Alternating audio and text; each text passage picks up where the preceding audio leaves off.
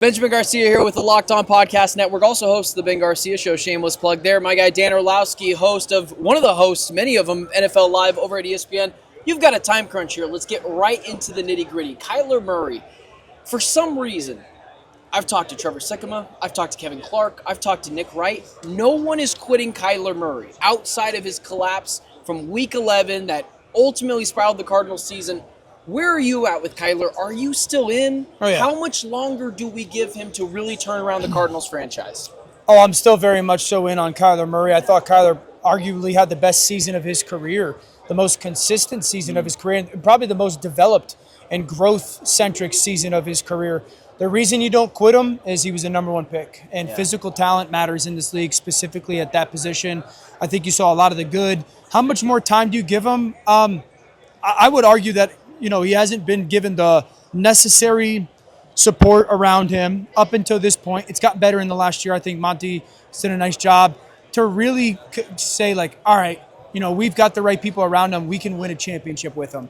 I think that's the two levels that you try to evaluate those high-end quarterbacks on are, one, if we're not healthy, we're depleted on talent, can you keep us in the mix? Just keep us afloat, give us a chance. And I think he's done that at times in his career. And then, all right, if we are good around you, we got good offensive line, good skill players, good scheme, all that, can you take us to the NFC title and or Super Bowl? And I think that's an unknown. And so, you got to continue to build the roster around him to really see if he's that question or answer to the question. In this generation of the NFL that I feel like is completely offensive driven, I tend to believe if you don't have a top six quarterback, history tells us over the last decade, you're probably not winning a Super Bowl. Sure. Matthew Stafford, Patrick Mahomes, and then we have guys like Jalen Hurts and Brock Purdy get there. Maybe Kyler's not a top six guy, but is he a Super Bowl guy? Can you win a Super Bowl with Kyler? Can he play consistent enough to do that? I think off of this season, my answer would be yes. I believe you can. Okay. Now, he has to build on this season. They have to build the roster around him to allow him to do that, but also to go to a different level. You got to be able to go to a different level. I've watched every snap of Kyler's career. Mm-hmm. Kyler still does stuff on the field that not many people do. And so, we don't say that about a lot of guys in this league. Yeah. We say that about Lamar. We say that about Josh. We say that about Pat. There ain't a lot of guys that we say that about. So I still believe that you can. It's obviously an easier said than done, but I think you can, and I think that organization does as well. You talked a little bit about Monti Ossenfort, the front office of the Arizona Cardinals. I would argue it's the most stable it's been in my lifetime. Now, I'm 26 years old, so at that point, you could maybe even go back ever. Talk about the confidence you have in JG, who's a defensive-minded guy who has established a culture in this locker room. Those type of guys, Monty, JG, where is your belief in those two? Yeah, it's high.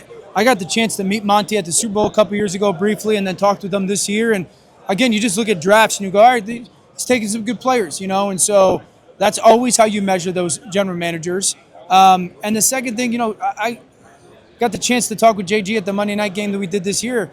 And you always make evaluations on these coaches after you talk to them. It's just natural.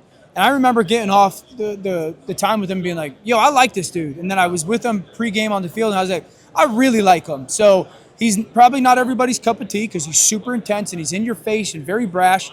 But I like him and I enjoy him, and I think the players played to a certain level for him this year. So there's a lot of confidence and belief, and also in Drew and the way that they went about calling their offense this year. So I think there's a lot of positive vibes and a lot to look forward to in Arizona. There's an argument to be made that JG was the guy that Kyler Murray needed. Lastly, and then I'm going to let you go, respect your time and the things you do, and we appreciate you taking time with us. Marvin Harrison Jr., maybe he wasn't the right. Is it fair to say he's not a bust? That's ridiculous. He's 800 receiving yards, 8 touchdowns. That's ridiculous. Is it fair to say maybe he was a little overhyped? Maybe the Cardinals should have went into the trenches rather than at the wide receiver market at that point. I think it's too early to make that determination. You got to see what he becomes, not this season, but next. I would tell you, Marvin, everything you hear about him is a tremendous human being, great worker. For him to go to the next level and kind of be what he was expected to be, he's got to have a little bit of a dog in him. You got to have a little bit of just throw me the ball in him. Yeah. Can he get there? Absolutely. I don't know him personally, but that'll be his next step. Dan Orlovsky, incredibly nice, good with this time. NFL Live, ESPN. You know him. We'll be watching. We'll be following. Benjamin Garcia, Locked On Podcast Network. Appreciate your time.